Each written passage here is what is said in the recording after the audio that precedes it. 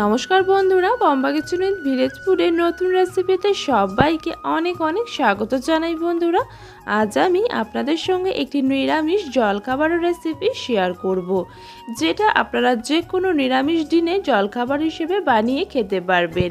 এছাড়াও রাত্রে ডিনার হিসেবেও বানিয়ে খাওয়া যেতে পারে। এখানে রয়েছে ফুলকো ফুলকো ডালের পুরি আর একটি আলুর তরকারি। এই আলুর তরকারিটা আপনারা রুটি, লুচি, পরোটা, পুরি যে কোনো কিছুর সঙ্গে খেতে পারেন। খেতে কিন্তু অসাধারণ হয়। এই পুরে ঠাসায় ডালের পুরি আর আলুর তরকারিটা একবার হলো বাড়িতে বানিয়ে দেখবেন বন্ধুরা, অসাধারণ লাগে। তো প্রথমেই আমি রেসিপিটি বানিয়ে নেওয়ার জন্য পুরটি বানিয়ে নেব। আর এখানে কড়াইয়ের মধ্যে 100 গ্রাম ছোলার ডাল, পর্যাপ্ত পরিমাণ জল, সামান্য একটু হলুদের গুঁড়ো আর একটা তেজপাতা দিয়ে ভালো করে একত্রে সব কিছু মিশিয়ে নেব। তারপর এটিকে ঢাকা দিয়ে আমি ভালো করে সেদ্ধ করে নেব। অপর দিকে আমি ডোটা রেডি করে নেব। তার জন্য একটি বড় পাত্রের মধ্যে নিয়ে নিচ্ছি 2 বাটি পরিমাণ ময়দা। এই ডালের পুরিটি বানিয়ে নেওয়ার জন্য ময়দা দিয়েই বানিয়ে দেখবেন, খেতে কিন্তু অনেক বেশি ভালো হয়। তারপর যাতে এই পুরিটা অনেকক্ষণ পর্যন্ত একেবারে ফুলকো ফুলকো হয়ে থাকে, চুপসে না যায়, তার জন্য দিয়ে দিচ্ছি 4 চামচ পরিমাণ সুজি। সুজিটা ব্যবহার করলে পুরিটা কিন্তু চুপসে যাবে না, একই রকমভাবে ফুলকো হয়ে থাকবে। এবারে দিয়ে দিচ্ছি স্বাদ অনুযায়ী লবণ আর 1 টেবিল চামচের মতন সাদা তেল।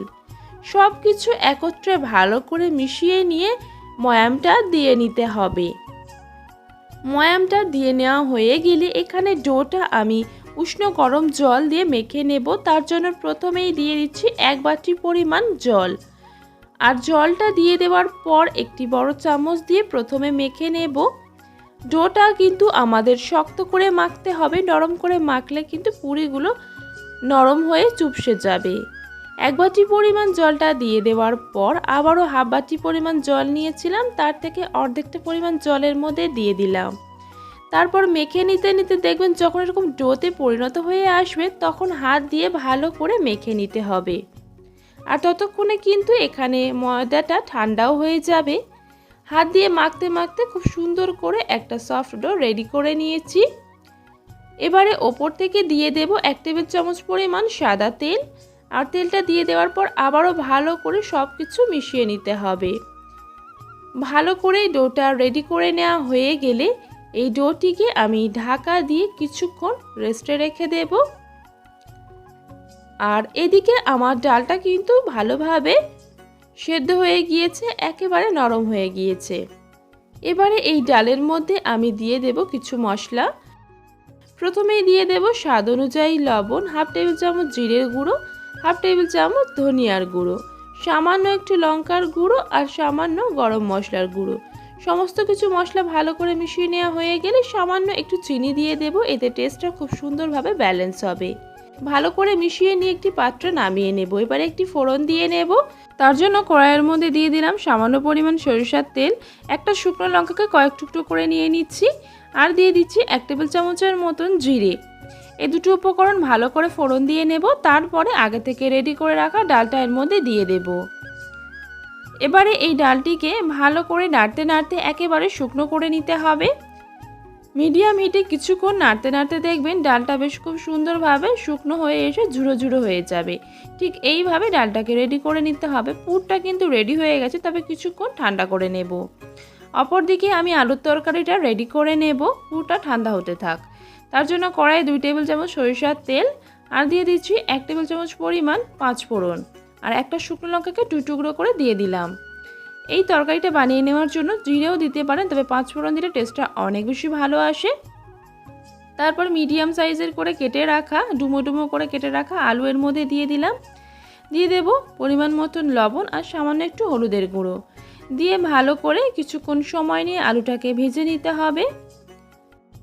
খুব বেশি লাল লাল করে ভাজার কোনো প্রয়োজন নেই। 2 থেকে 3 মিনিট একটু নেড়ে চেড়ে হালকা করে ভেজে নেওয়া হয়ে গেলে তারপর দিয়ে দেব একটা মিডিয়াম সাইজের টমেটো কুচি আর 2-3টের মতন কাঁচা লঙ্কা কুচি। এই আলু তরকারিটার সমস্ত ঝালটাই কিন্তু এই কাঁচা লঙ্কা থেকে আসবে, তাই সেই অনুযায়ী আপনারা আপনাদের ঝাল অনুযায়ী যতটা খেতে চান সেই হিসেবে কাঁচা লঙ্কাটা দিয়ে নেবেন। আবারও ভালো করে মিশিয়ে নেব। সব কিছু একত্রে ভালো করে মিশিয়ে নেওয়া হয়ে গেলে দিয়ে দেব 2 বাটি পরিমাণ উষ্ণ গরম জল।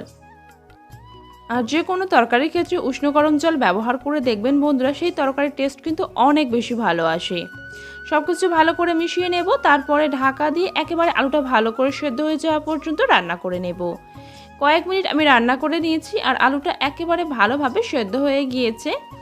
আমি আপনাদের ভেঙে দেখিয়ে দিচ্ছি। দেখুন বন্ধুরা, আলুটা কিন্তু ভালোভাবে সেদ্ধ হয়ে গিয়েছে। আর এখানে জলের পরিমাণটা একটু বেশি রয়েছে, কেননা এই তরকারিটা একটু মাখো মাখো খেতে বেশি ভালো লাগে। আর শেষ পর্যায়ে দিকে দিয়ে দিলাম 1/2 চামচ পরিমাণ জিরের গুঁড়ো। তারপরে কিছুক্ষণ ফুটিয়ে নেওয়ার পর জলটা আরও একটু কমিয়ে নিয়েছি। আর ঠিক এইভাবে কিন্তু তরকারিটা রেডি করে নিতে হবে। নামিয়ে নিলাম। আর অপর দিকে কিন্তু আমার ময়দার ডোটাও ভালোভাবে সেট হয়ে গিয়েছে। এবারে আমি পুরিগুলি রেডি করে নেব। তার জন্য ডো থেকে ছোট ছোট করে লেচি কেটে নেব। আপনারা যে যেমন সাইজের পুরি বানাতে চান সেই হিসেবে লেচিটাকে কেটে নেবেন। আমি এখানে মিডিয়াম সাইজের বানাবো, তাই এরকম ছোট ছোট করে লেচি কেটে রেডি করে নিচ্ছি। সমস্ত লেচিগুলি রেডি করে নেওয়া হয়ে গিয়েছে। এবারে আমি পুরগুলো ভরে নেব।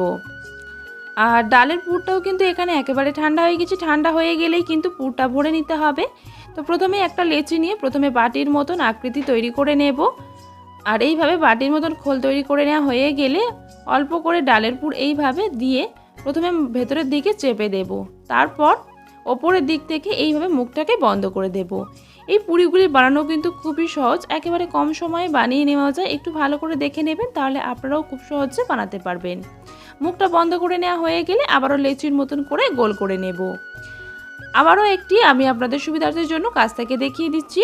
একটি লেচিকে বাটির মতন আকৃতি করে নিয়েছি। তারপরে 2 টেবিল চামচ পুর এর মধ্যে ভরে দিয়ে ভেতরের দিকে এভাবে চেপে দেব। তারপরে ওপরের দিক থেকে মুখটাকে ভালো করে সিল করে দেব। দিয়ে আবার লেচির মতন করে গোল করে নেব। আর পুরটা এমন দিতে হবে যেন খুব বেশি না হয়, নাহলে বেলতে গেলে কিন্তু ফেটে যেতে পারে।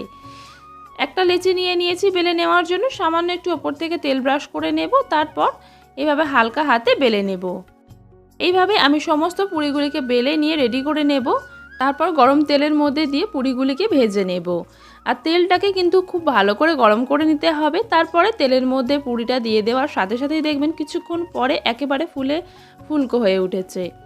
আর এখানে আপনারা চাইলে পুরিগুলিকে হালকা লালচে রঙের বানাতে পারেন, তবে আমি এখানে একটু বেশি লাল রং করে পুরিগুলিকে ভেজে নিচ্ছি। আর প্রত্যেকটা পুরি যেইভাবে ফুলেছে এইভাবেই কিন্তু অনেকক্ষণ পর্যন্ত থাকবে। যেহেতু আমি পুরির মধ্যে এখানে সুজির ব্যবহার করেছি, সেজন্য কিন্তু এইভাবে একই রকমভাবে অনেকক্ষণ পর্যন্ত ফুলকো হয়ে থাকবে। সমস্ত পুরিগুলি আমার এখানে ভেজে নেওয়া হয়ে গিয়েছে। এবারে একটি প্লেটের মধ্যে সার্ভ করে আমি আপনাদের দেখাচ্ছি। দেখুন বন্ধুরা, সমস্ত পুরিগুলি ভাজা হয়ে গিয়েছে, তারপরেই আমি আপনাদের দেখাচ্ছি। তবে একই রকমভাবেই ফুলকো ফুলকো হয়ে রয়েছে, একটুও কিন্তু চুপসে যায়নি। যে কোনো লুচি অথবা পুরি আমরা বাড়িতে বানানোর পর কিন্তু কিছুক্ষণ পর চুপসে যায়, তবে এইভাবে আপনারা বানিয়ে দেখবেন একটুও কিন্তু চুপসে যাবে না। তো আমার রেসিপিটি আপনাদের কেমন লেগেছে অবশ্যই জানাবেন।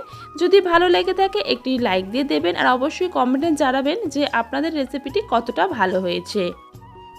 এবারে আমি আপনাদের একটা কেটে দেখিয়ে দিচ্ছি।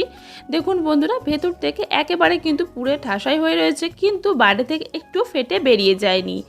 আর এই পুরিগুলিকে এই আলুর তরকারির সঙ্গে ভীষণ ভালো লাগে। আপনারা রুটি, লুচি, পরোটা যে কোনোর সঙ্গে খেতে পারেন। তবে দেখা হচ্ছে বন্ধুরা আবারও নেক্সট ভিডিওর সাথে। সবাই ভীষণ ভালো থাকবেন, সুস্থ থাকবেন।